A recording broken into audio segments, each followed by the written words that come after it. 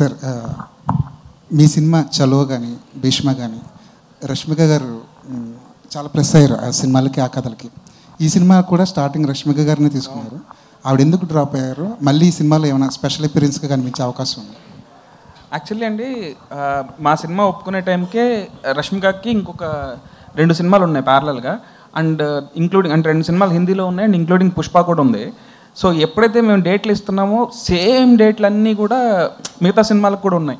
So ఇక అసలు అందరూ ఎట్లా ఉంటుందంటే ఇక 2 డేస్కి లేదా 3 డేస్కి షెడ్యూల్స్ ప్లాన్ చేసుకోలేక అది ఎవరికి ఫీజిబుల్ కాదని చెప్పి సో ఈ సినిమా వరకు ఓకే డ్రాప్ అవుదాం అని అనుకున్నామండి. స్పెషల్ అపియరెన్స్కి అసలు స్కోప్ లేదు ఈ సినిమాలో. సో దీంట్లో అయితే ఏం లేదండి. వెంకీ గారు, పుష్ప అనగానే డేవిడ్ వార్నర్ గారు గుర్తొస్తారు మనకి. రీసెంట్గా ఒక డేవిడ్ వార్నర్ గారు యాక్టింగ్ చేస్తున్నారని ఒక పిక్ లీక్ అవ్వగానే అందరు పుష్ప అన్నారు. బట్ కట్ చేస్తే ఏంటంటే నెక్స్ట్ డే తెలిసింది ఏంటంటే రాబిన్హుడ్లో ఆయన క్యామియో చేస్తున్నారని. సో ఆ క్యామియో వెనకాల ఏంటి సీక్రెట్ ఏంటి, ఎలా ఉండబోతుంది ఆ క్యారెక్టర్? ఆ చాయిస్ ఎవరిది? David Warner. బేసిక్గా ఇది టైం వచ్చినప్పుడు రివీల్ చేస్తాను. గుర్తులేదు మర్చిపోయాను. అండ్ ఈ సినిమాలో మీరు ట్రంప్ కార్డ్ అంటున్నారు, ఒక సాంగ్, ఐటమ్ సాంగ్ కేతికా గారితో చేయించినట్టున్నారు. సో ఎప్పుడు రిలీజ్ చేస్తున్నారు ఆ సాంగ్?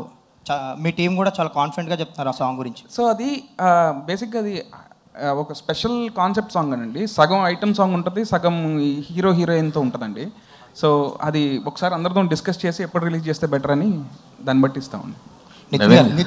నితిన్ గారు, మీరు ఎక్స్ట్రాడినరీ మ్యాన్ టైంలో శ్రీలీల గారు సరిగ్గా డేట్స్ ఇవ్వలేదు అయ్యని ఫన్నీ వేలో చెప్పారు. ఈ సినిమాకి బాగానే ఇచ్చారా డేట్స్, కావాల్సిన డేట్స్?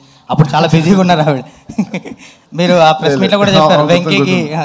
లేదు, ఈ సినిమాకి బాగా ఇచ్చింది డేట్స్ అంటే బాగా కోఆపరేట్ చేసింది. ఈ ఇయర్ మీరు చూస్తే లిటరలీ నేను ఏ సినిమా ఒప్పుకోలేదండి. నేను literally I put everything in to this film.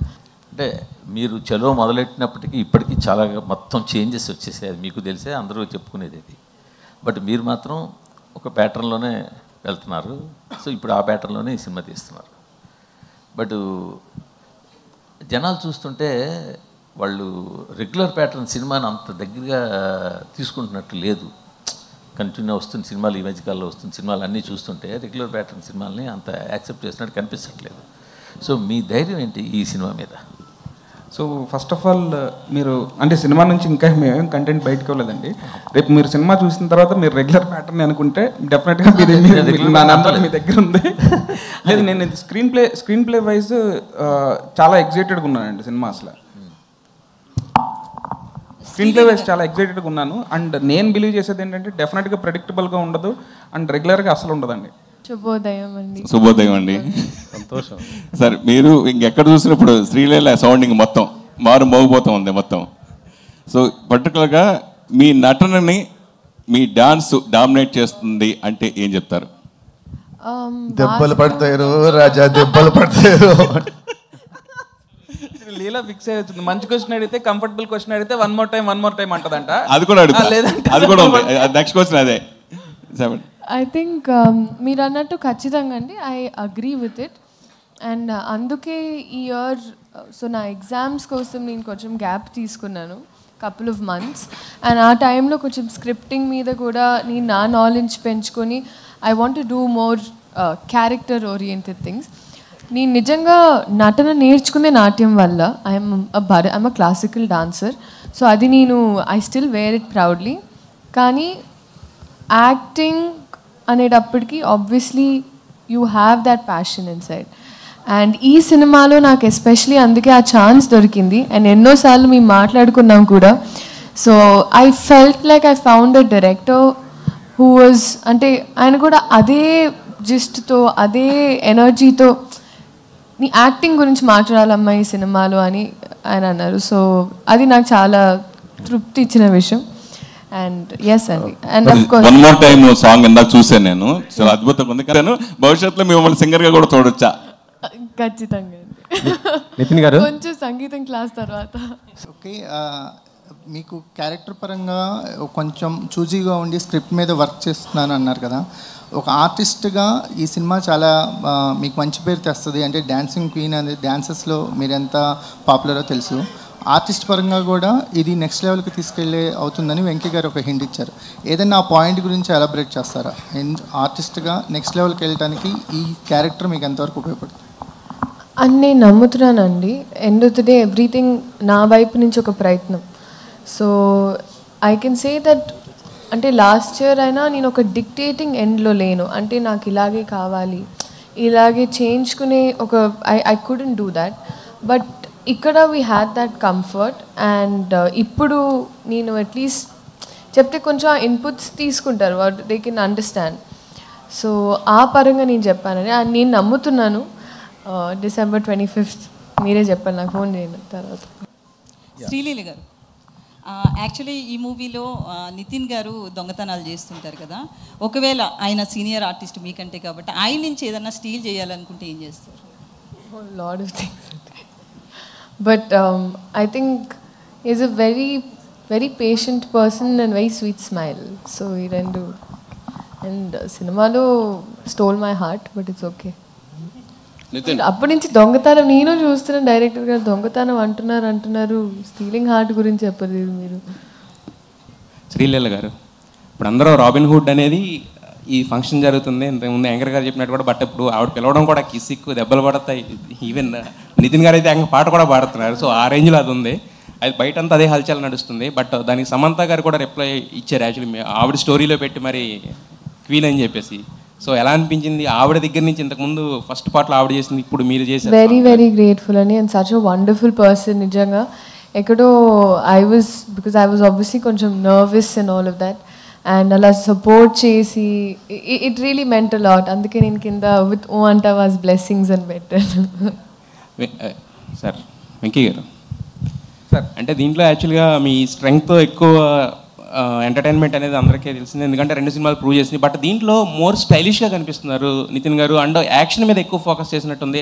ఆ రాబిన్ హుడ్ టైటిల్ దగ్గర నుంచి ఎవ్రీథింగ్ కూడా ఒక యాక్షన్ ఓరియంటెడ్ ప్యాక్డ్ ఫిల్మ్ కింద కనిపిస్తుంది. సో దీంట్లో నుంచి యాక్షన్ ఎంతవరకు ఎక్స్పెక్ట్ చేయొచ్చు, ఎంటర్టైన్మెంట్ ఎంతవరకు ఎక్స్పెక్ట్ చేయొచ్చు అంటారు ఈ సినిమా నుంచి? డెఫినెట్గా యాక్షన్ సైడ్ అయితే యాక్షన్ అండ్ స్టైలిష్ వైజ్ కూడా కొంచెం ఒక స్టెప్ అప్ లానే ఉంటుందండి. నేను ఎప్పుడు ప్రతి సినిమాకి ఏమనుకుంటానంటే నెక్స్ట్ సినిమాకి అట్లీస్ట్ ఒక స్టెప్ అన్న వెళ్ళాలి, నెక్స్ట్ స్టెప్ వేయాలి అన్నట్టు అనుకుంటాను అనమాట. సో ఈ సినిమాలో అయితే ఎంటర్టైన్మెంట్తో పాటు యాక్షన్ కూడా బాగుంటుందండి. అయితే ఈ సినిమాలో ఫస్ట్ ఇంతకుముందు చెప్పిన రష్మిక గారు మారారు. అయితే చాలా మధ్య మధ్యలో అంటే షూటింగ్ కూడా గ్యాప్ వచ్చినట్టు అనిపించింది. అంటే మరి రీజన్స్ అనేది తెలియదు. అంటే ఆ టైంలో స్టోరీ కూడా ఏమైనా మార్చుకున్నారా? అది ఫస్ట్ నుంచి స్టిక్ అయిన స్టోరీ ఇదే అనుకున్న స్టోరీ ఇదేనా నితిన్ గారితో మారిందా? అసలు ఫస్ట్ నుంచి ఇదే స్టోరీ అండి, ఇదే స్టోరీ. కానీ ఏంటంటే నాకేంటంటే రేపొద్దున్న షూట్ ఉన్నా సరే, ఈరోజు కూడా మొత్తం సీన్ లాక్ అయిపోయినా సరే మళ్ళీ ఒకసారి రాద్దామని ట్రై చేస్తా. సో దట్ ఒక డైలాగ్ అన్నా యాడ్ అవ్వచ్చు, లేదా ఏమన్నా కావాలితే ఇంకో 2 డైలాగులు అన్నా తీసేయవచ్చు అని. సో అది కంటిన్యూస్ ప్రాసెస్ అండి.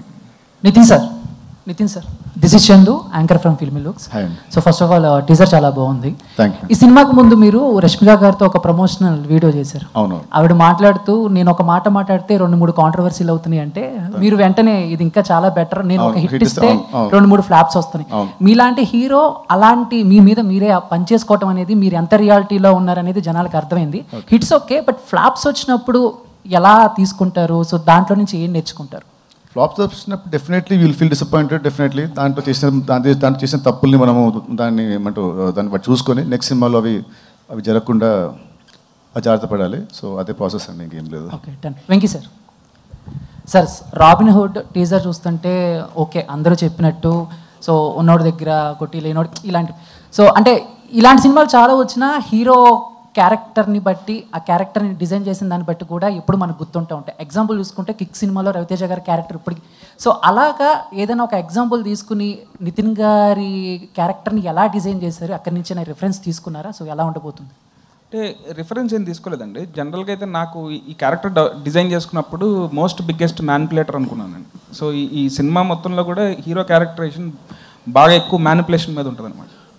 సో అదేనండి, మళ్ళీ సేమ్ నేను రాస్తున్నప్పుడు కూడా నాకు వచ్చింది ఏంటంటే ఒక దొంగ కథ, ఉన్న వాళ్ళ దగ్గర కొట్టేసి లేని వాళ్ళ దగ్గర ఇస్తాడు అనేది రెగ్యులర్ కథే. సో దీంట్లో ఏం కొత్తగా చేయగలుగుతామని 20 మినిట్స్ తర్వాత కథ టర్న్ మారిపోతుంది and everything will be interlinked అండి. మైత్రి వాళ్ళు మీకు ఐటమ్ సాంగ్కి ఒక సినిమా రెమ్యునేషన్ అంత రెమ్యునేషన్ ఇచ్చారని బయట టాక్ ఉంది, నిజమేనా? మేము ఇంకా అసలు మాట్లాడుకున్నాం, మేము ఇంకా ఆ టాపిక్లో ఆ టాపిక్కే రాలేదండి మాకు. అంటే ఇంకా రెమ్యునేషన్ తీసుకోలేదా? ఆ టాపిక్ రాలేదన్నాను. అంటే అది నేను అడిగింది స్ట్రైట్గా, ఒక సినిమాకి ఎంత రెమ్యునరేషన్ తీసుకుంటారో అంత రెమ్యునరేషన్ ఓన్లీ ఒక సాంగ్కి ఇచ్చారు. టాపిక్ అదే ఇంకా రెమ్యునరేషన్ ఇవ్వలేదు అలా మాట్లాడుకోలేదు కూడా. అదే టాపిక్ రాలేదు. నా డౌట్ ఏంటంటే ఇప్పుడు నీ మైండ్లో ఇక్కడ ఉంటుంది, వాళ్ళ మైండ్లో ఇక్కడ ఉంటుంది, అప్పుడు ఏంటి? అది ఆ క్వశ్చన్ కూడా చెప్పండి. అదే కదా, ఆ క్వశ్చన్ కూడా ఆన్సర్ చెప్పండి. నితిన్ గారు అడిగారు, వాళ్ళ మీ మైండ్లో అక్కడ ఉంటుంది, వాళ్ళ మైండ్లో ఇక్కడ ఉంటుంది. శ్రీలీల గారు, యాక్చువల్గా అంటే ఈ సాంగ్కి పర్టికులర్గా కిసక్ సాంగ్కి ఒక బాలీవుడ్ స్టార్ శ్రద్ధా కపూర్ని అనుకున్నారు. బట్ అనుకొని ఏమైందో తెలియదు. బట్ మీ దగ్గరికి వచ్చినప్పుడు ఇది మీరు ఒక ఛాలెంజింగ్గా ఫీల్ అయ్యారా లేదా ఒక బాధ్యతగా ఫీల్ అయ్యారా ఈ సాంగ్? బేసిక్గా అంటే నాకు ముందేమైందో తర్వాత ఏమైందో తెలియదండి. ఏ విషయంలో అయినా నా దగ్గరకు వచ్చిన తర్వాత అది నేను ఏదైనా, ఇప్పుడు రాబిన్ హుడ్ సినిమా అయినా నేను ఒక బాధ్యతలా తీసుకున్నా, ఆ పాట అయినా నేను ఒక బాధ్యతలా తీసుకున్నానండి. శ్రీలీల గారు హియర్. నవీన్ గారు, బేసిక్గా మీరు జాన్లో గుంటూరు కారం నుంచి కుర్చీ మడత పెట్టితో వైబ్ అవుతున్నారు, ఇంకా ఆడియన్స్ దానిలోంచే బయటకు రాలేకపోతున్నారు. ఇప్పుడు అసలే చలికి చచ్చిపోతుంటే ఇప్పుడు కిసిక్ అని ఒకటి వదిలేరు. So and last end with అంటే 2025 end with Robin Hood. So ఈ సంవత్సరం ఎలా అనిపించింది మీకు? అంత ఓపెనింగ్ అంత పెద్ద స్టార్తో చేసి, అండ్ ఇప్పుడు రాబిన్ హుడ్ కూడా బిగ్ ఫిలిం. సో ఎలా ఉంది? మధ్యలో ఇన్ని సినిమాలు, లాస్ట్ ఇయర్ ఏంటంటే మంత్కి ఒక సినిమా వస్తుండే, ఇప్పుడు తగ్గించారు, దానికి రీజన్ ఏంటి? అది ముందు చెప్పాను కదండి. సో ఐ వాజ్ ఆల్సో, నాకు నా మెడికల్ స్టడీస్కి చాలా ఒక క్రూషియల్ ఇయర్. సో నా అటెండెన్స్ చాలా తక్కువ ఉండింది ప్రీవియస్ ఇయర్ షూటింగ్ వల్ల. So I had to cover up for all of that. So దానివల్ల తీసుకొని అండ్ నీట్గా అంటే తీసుకున్న ఒకటైనా చాలా నీట్గా. One more question. ఇప్పుడు ఒక ఐటమ్ సాంగ్ చేశారు, సో దానికి ఏం చెప్తారు? నేను సినిమానే సమాధం సాంగ్ చెప్తుందండి. Honestly you will understand it's not treated like an average item song. చాలామందికి ఉండింది ఏంటి ఐటమ్ సాంగ్ అంటే, ఎన్నో సినిమాలు అడిగినా కూడా I wasn't ready. But it has a very strong reason. ఆ reason I think December 5th Pushpa release అయినప్పుడు మీకు తెలుస్తుంది. Sir Ravi garu. Yes, last few questions please. Hi అండి, దిస్ ఈజ్ రాణి. సో ఇక్కడ first of all the best for this movie. So ఇందులో కూడా చాలా different characters play చేశారు మీరు. శాంటా క్లాస్ ఒకటి, అండ్ పంజాబీ క్యారెక్టర్ ఒకటి, అండ్ అలాగే రాజేంద్ర ప్రసాద్ గారితో మీ కాంబో చాలా బాగుంది. శాంటా క్లాస్లో కూడా చాలా స్మార్ట్గా కనిపిస్తున్నారు, చబ్బీగా కాకుండా. సో ఏ క్యారెక్టర్కి ఎక్కువ హోంవర్క్ చేశారు, ఏది కష్టం అనిపించింది, అండ్ ఏది చేసినప్పుడు మీరు బాగా ఎంజాయ్ చేశారు? ఆర్పి గారితో సీన్స్ అంటే ఆ క్యారెక్టర్, ఆ లుక్ అండ్ దానికి కావాల్సిన ఫిజిక్, దానికి కొంచెం కష్టం వచ్చింది. అండ్ సీన్స్ కూడా దాంతోనే ఎక్కువ ఉంటాయి నాకు, కామెడీ సీన్స్ అన్ని. ఆర్పి గారు అంటే అతని టైమింగ్ నేను మ్యాచ్ చేయాలి, అతను నేను అండ్ కిషోర్, సో మా ముగ్గురి టైమింగ్ మ్యాచ్ చేయాలి అక్కడ. సో యాక్టింగ్ పరంగా అక్కడ కొంచెం కష్టం అనిపించింది. అండ్ లుక్ పరంగా కూడా నాకు ఆ లుకే కొంచెం I feel little hard to maintain the entire look for almost 1 year. ఆ బట్టలు అనేది చాలా టైట్ బట్టలు ఇచ్చాడు, అన్ని బాడీ ఫిట్టెడ్ అమ్మగిచ్చినట్టు ఇచ్చాడు నాకు. కాస్త తింటే పొట్టొచ్చేది, సో తినకుండా అలాగే మెయింటైన్ చేసి ఉంటుంది. సో అది one last question please. Sir producer Ravi గారు, యాక్చువల్గా